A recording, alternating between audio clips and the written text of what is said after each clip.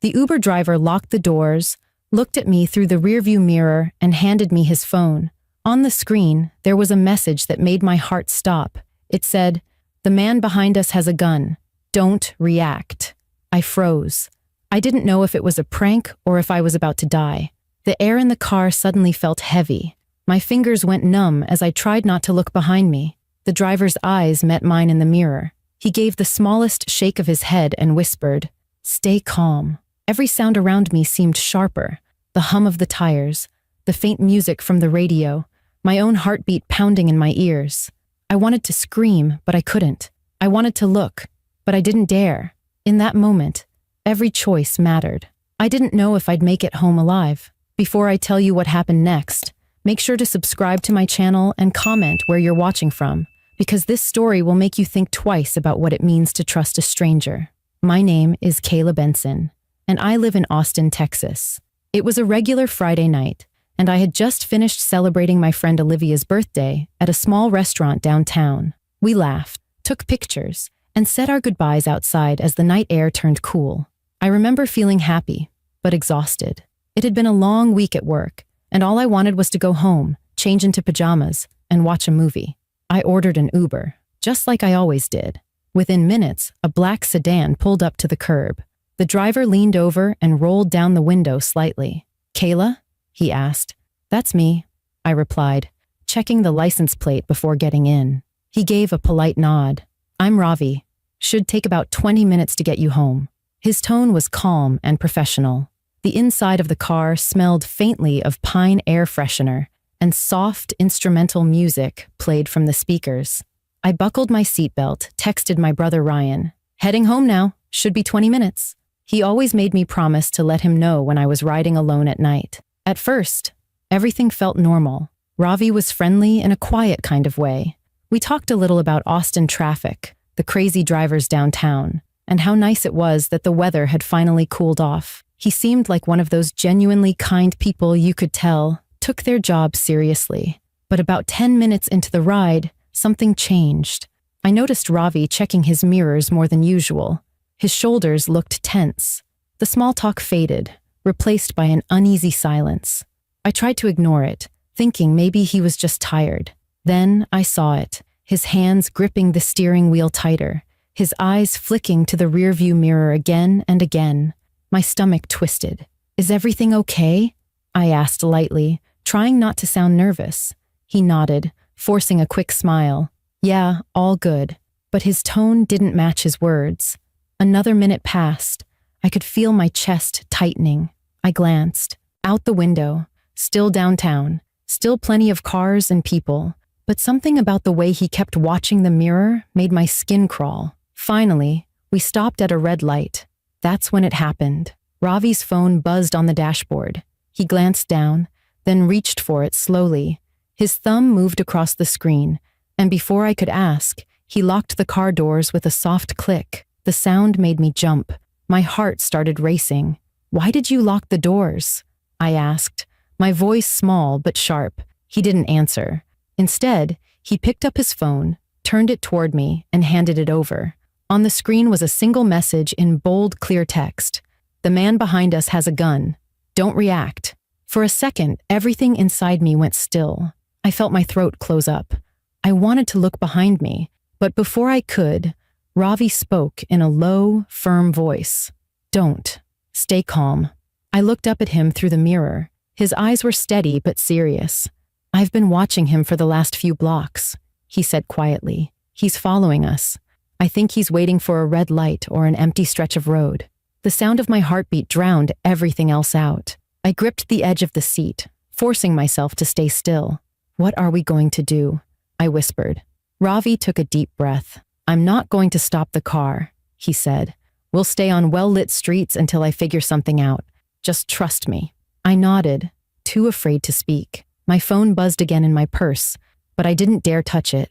The only thing I could do was sit there, my eyes fixed on the mirror, trying to stay calm as the car behind us followed every turn we made.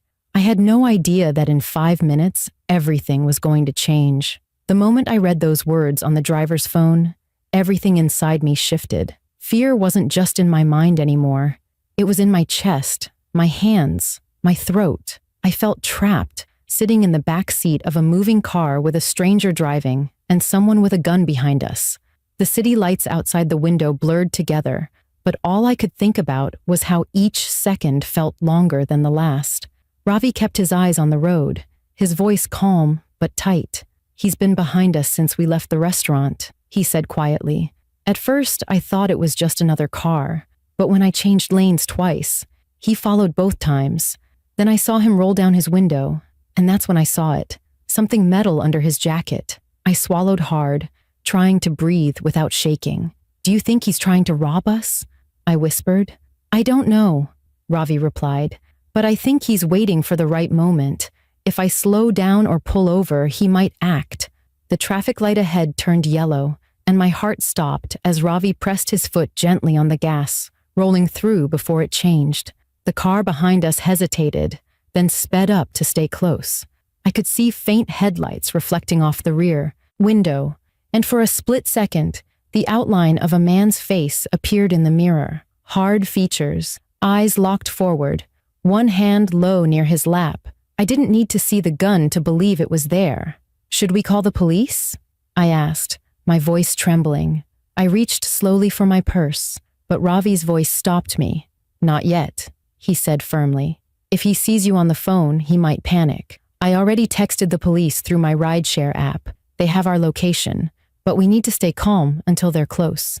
The idea that the police knew where we were brought a small bit of relief, but not enough. My hands were sweating, and my heart felt like it might burst. I kept imagining the man stepping out of his car at a stoplight, walking toward us, gun raised. The thought made my stomach twist so hard it hurt. As we turned onto a quieter street, the fear deepened. Fewer cars, fewer lights, the kind of street where help would take minutes to come. I could see Ravi's grip tighten on the steering wheel. He leaned slightly forward, scanning for traffic or police lights in the distance. "We're heading toward East Riverside," he murmured. "There's a gas station open all night up ahead. I'm going to pretend we're stopping for gas. When I get close, I'll slow down, but don't get out unless I say so." I nodded, barely able to think straight.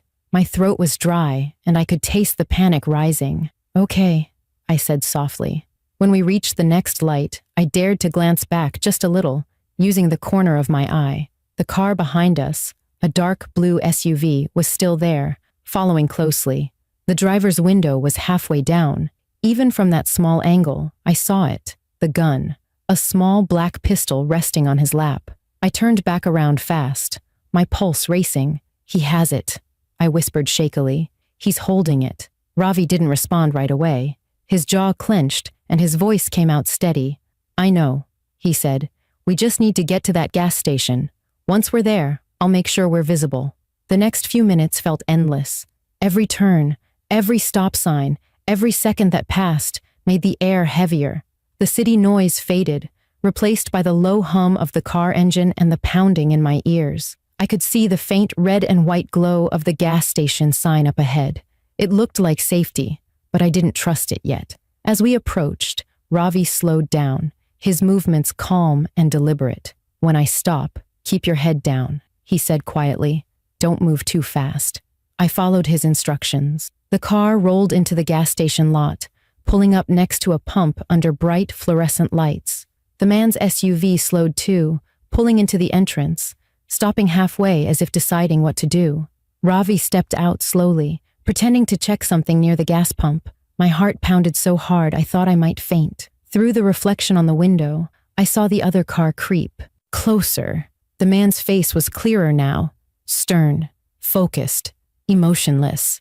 Then, suddenly, Ravi opened the driver's door again and leaned in, whispering fast. "They're on their way. Just breathe." I wanted to believe him, but all I could think about was the gun. What if the man noticed we were stalling? What if he got out? I bit my lip so hard it hurt, trying not to cry. The silence was unbearable, and then the sound came, a faint siren in the distance. I almost didn't believe it at first. Ravi heard it too. "That's them," he said under his breath. His hand moved to his phone. "Stay still. Don't move until I say." The SUV suddenly began to reverse, tires screeching. The siren grew louder, and red and blue lights flickered across the dark street. Relief and fear hit me at the same time. The man behind us realized what was happening, but it was already too late. That's when everything erupted into chaos. 5 minutes earlier, I was just a passenger trying to get home. Now, I was in the middle of a police chase, sitting in a locked car, praying the man behind us wouldn't shoot before it was over. The flashing lights in the distance gave me hope, but I knew we weren't safe yet. The sirens were getting closer, but they were still at least a few blocks away. The man in the SUV behind us suddenly shifted gears, pulling forward a few feet, then stopping again. It was like he was deciding what to do next. My hands trembled so hard I had to press them against my knees just to stay steady. Ravi looked into the rearview mirror and then back at me. His calm voice cut through the panic. "Kayla, listen to me," he said quietly. "Whatever happens next, stay low and do not run unless I tell you. Understand?" I nodded, my throat too tight to answer. My body felt frozen, but my mind was racing. The gas station's fluorescent lights flickered against the window, making the scene outside feel unreal. Too bright, too quiet, like the world was holding its breath. There were only 2 other cars there, both parked on the far side of the lot. No one seemed to notice us yet. Ravi's plan was simple, but dangerous. He whispered, "The moment you hear me say now, open your door and run inside the gas station. Go straight to the cashier and tell them to lock the doors. Don't look back. I'll follow you once I make sure he doesn't come after us." The idea of running out of the car while a man with a gun sat right behind us made my stomach twist in fear. "What if he sees me?" I whispered. "He's watching me right now." "Not you," Ravi said. His tone was calm but firm, like he was trying to convince both of us that we still had control. "He's focused on the driver. That gives us one chance." I swallowed hard and nodded again. The sirens were louder now. They sounded close, but still out of sight. I could feel the tension in every muscle of my body. I gripped the door handle, waiting for Ravi's signal, my heart pounding so violently that I could feel it in my fingertips. Ravi slowly pulled out his phone again, his eyes flicking between the screen and the rearview mirror. He typed something quickly, then slid the phone into the cup holder. "They're coming from the next street over," he said under his breath. "We just need to buy a few seconds." The SUV's headlights suddenly flicked on full beam, shining straight through the back window. I flinched, covering my face from the glare. Ravi didn't move. He kept his posture straight, pretending to stay calm, even though I could see his knuckles whitening around the steering wheel. "He's getting impatient," Ravi said quietly. "He knows something's wrong." The SUV inched forward again, this time closer. My fear spiked as the distance between our cars shrank. I could see the driver's shadow through the windshield now. His hand was on something, low near his waist. My breath hitched. "Ravi," I whispered, my voice trembling. "I see him," he said. "Not yet. Wait." The seconds dragged like hours. My mind flashed through every terrible possibility. What if he got out? What if he shot through the glass? What if the police didn't arrive in time? I tried to focus on Ravi's calm, his steady breathing, his quiet control. It was the only thing keeping me from breaking down completely. Then it happened. The man's car door cracked open just slightly. Ravi's body stiffened. "Now," he said sharply. I didn't hesitate. I shoved the door open and bolted toward the gas station, my legs shaking so badly I nearly tripped on the curb. My shoes slapped against the pavement as I ran. I heard a shout behind me, a man's voice, but I didn't look back. The glass doors of the station slid open, and I stumbled inside, gasping for air. The cashier, a young guy with wide eyes, looked up in alarm. "Lock the doors," I cried. "There's a man with a gun outside." He froze for half a second before hitting a switch behind the counter. The doors clicked shut. I turned to look outside. Ravi's car was still at the pump, engine running. He had stepped halfway out, hands slightly raised, watching the SUV. The gunman stepped out of his vehicle completely now, moving slowly but deliberately toward Ravi's car. My heart stopped. I wanted to scream for him to run, but I couldn't find my voice. Ravi stayed calm, one hand behind his back where I knew his phone was. The man shouted something I couldn't hear, pointing the gun low but steady. And then, out of nowhere, 2 police cars swerved into the gas station lot, lights flashing, sirens cutting through the air. The gunman turned in shock, caught completely off guard. Ravi ducked behind his car as officers jumped out, shouting commands. "Drop the weapon! Hands where we can see them!" The man froze for half a second, then dropped the gun on the pavement. The metallic sound echoed across the parking lot. The officers moved fast, tackling him to the ground before he could react. Inside the station, I collapsed against the counter, shaking uncontrollably. The cashier handed me a bottle of water, his hands trembling too. My vision blurred as tears finally came. Outside, Ravi stood beside the officers, his hands still shaking, but his face calm. One of the officers came inside to check on me. "You're safe now," he said gently. "Your driver did everything right. If he hadn't noticed that car, this could have ended very differently." I looked out at Ravi through the glass. He caught my eye and gave a small nod. That single gesture said everything: relief, courage, and the shared understanding that we had both survived something terrifying.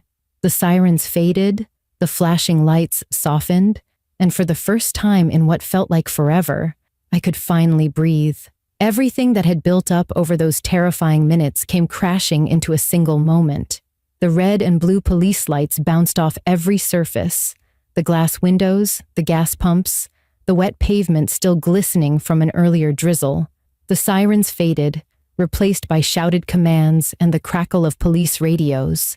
I stood frozen behind the locked glass door of the gas station, watching as the man who had been following us finally faced the officers. 2 police cars had blocked his SUV from both sides. The man's face was pale under the streetlights, his eyes darting wildly between the officers surrounding him. One of them shouted, "Down! Now!" The man hesitated, one hand twitching near his waistband. My heart stopped. I thought for sure he was going to pull the trigger. Then, in a flash, he threw the gun onto the ground and raised his hands.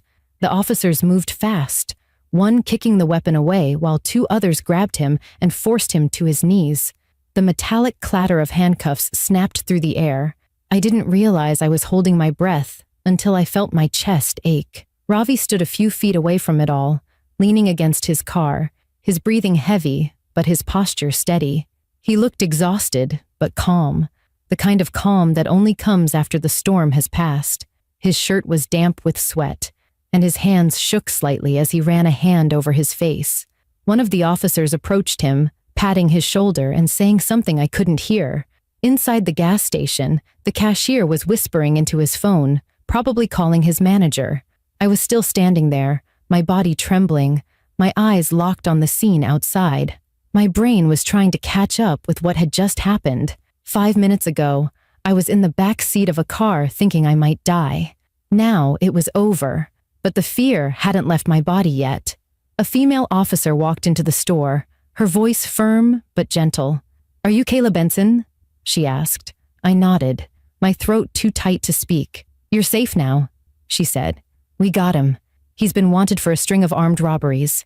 He was using the same tactic, following women leaving downtown late at night, pretending to be another rideshare driver, and waiting for them to pull over somewhere quiet." Her words hit me like a punch to the stomach. "So he wasn't after Ravi?" I managed to ask. She shook her head. "No, you were the target. He was waiting for the right moment, probably hoping the car would stop on an empty road or at a red light long enough for him to act. Your driver caught on before he could." I felt my knees weaken. The idea that someone had planned to hurt me, not by accident, but deliberately, made me feel sick. Ravi had seen it coming when I hadn't even noticed. The officer continued, "Your driver did exactly the right thing. He reported it through the app, stayed on main roads, and stalled for time until we could get here. That call might have saved your life." Tears burned my eyes. I turned to look at Ravi through the glass again. He was talking to another officer now, explaining everything, his hands moving as he described the route we had taken. When he glanced over and saw me, he gave a small smile, like a quiet reassurance that everything was truly okay. A few minutes later, the police escorted the man away in handcuffs. I caught a glimpse of his face as they led him past the gas pumps, cold, expressionless, with eyes that seemed empty.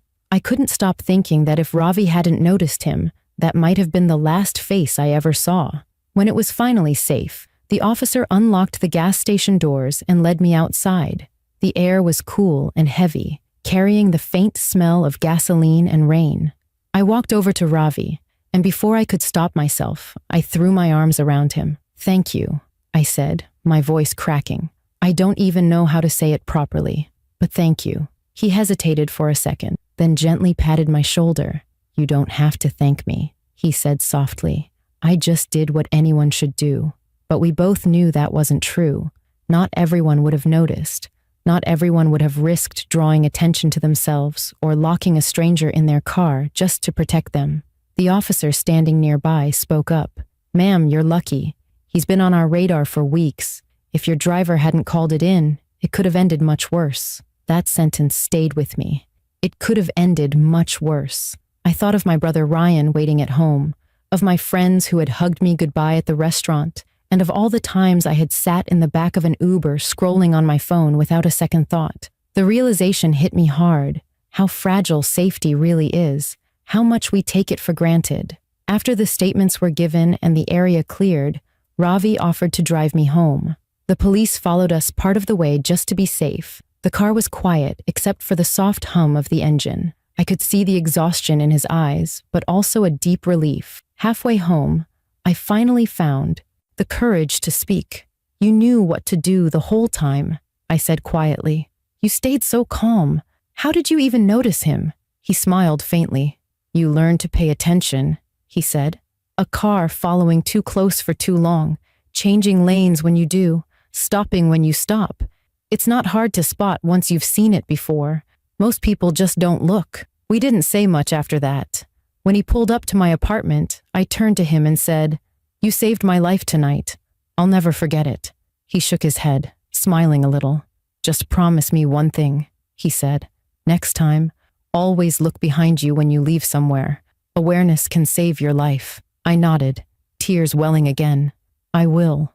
When I stepped out of the car, the night felt different, quiet but charged with meaning. I looked up at the sky, took a deep breath, and realized I had been given something most people never get: a second chance. The danger was over, but its lesson was permanent. The world hadn't changed that night, but I had. The next morning, sunlight poured through my window, but I barely slept. Every time I closed my eyes, I saw the man's face, those cold eyes staring ahead as he followed us through the city. The memory replayed like a broken film. Ravi's calm voice, the note on his phone, the sound of police sirens, the gun hitting the pavement. It didn't feel real. My body was safe, but my mind was still trapped in that car. I got up slowly, the house quiet except for the hum of the refrigerator. I made coffee, but my hands shook so badly I spilled it. I kept thinking about how easily things could have gone the other way, how one wrong decision, one moment of panic, could have ended everything. The city outside looked normal, but I felt like the world had tilted slightly. Every sound made me tense. Every car driving by made my heart race. Around mid-morning, my phone buzzed. It was my brother Ryan. He had seen the news. "Kayla, I saw what happened," he said, his voice shaking. "They said some guy followed an Uber driver and tried to carjack him. That was you, wasn't it?" I hesitated before answering, but I couldn't lie. "Yeah," I said softly. "It was." There was silence on the other end, then a deep breath. "I'm coming over," he said, his tone leaving no room for argument. When he arrived 20 minutes later, he pulled me into a hug so tight it almost hurt. "You could have died," he whispered.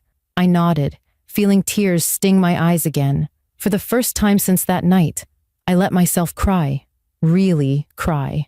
All the fear, shock, and relief came pouring out. After I calmed down, Ryan sat across from me at the table. "So, what actually happened?" he asked. I told him everything: the phone message, the man's car, the gas station, the moment I ran. When I finished, he just sat there, shaking his head. "You were lucky," he said finally. "That driver, Ravi, right? He's a hero." He was right. Ravi didn't just save me, he saved himself too. He noticed danger when I didn't, acted calmly when most people would have panicked, and risked everything to protect a stranger. I realized that heroism doesn't always look like running into burning buildings or wearing a uniform. Sometimes, it looks like a man who refuses to ignore his instincts. Later that afternoon, I got a call from Officer Daniels, the woman who had spoken to me at the gas station. She told me the man who followed us was linked to 2 other attempted carjackings and 1 assault case. "You and your driver helped us catch someone dangerous," she said. "You both might have saved future victims." Those words hit me deeply. I hadn't thought of it that way. I was so focused on surviving that I hadn't realized something good had come out of it.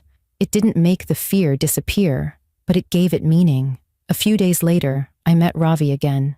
We agreed to meet at a small coffee shop downtown, the same area where he picked me up that night. He walked in wearing a simple blue shirt, the same calm look on his face, but this time there was something softer in his eyes. "Hey," he said, smiling slightly. "You holding up okay?" "I'm trying," I said honestly. "Still jumpy, but I'm okay, thanks to you." He shook his head. "You don't owe me anything," he said. "You did great that night. You stayed calm when it mattered." We talked for a while. He told me he'd been driving Uber for 3 years and had seen a lot of strange things, but nothing like that. He said he'd been trained in self-defense years ago when he worked as a security guard, which explained how he kept his composure. He also said that after that night, Uber reached out to him personally to thank him for his quick thinking. When I asked how he knew to text the police through the app, he smiled and said, "I read the safety manual when I first started.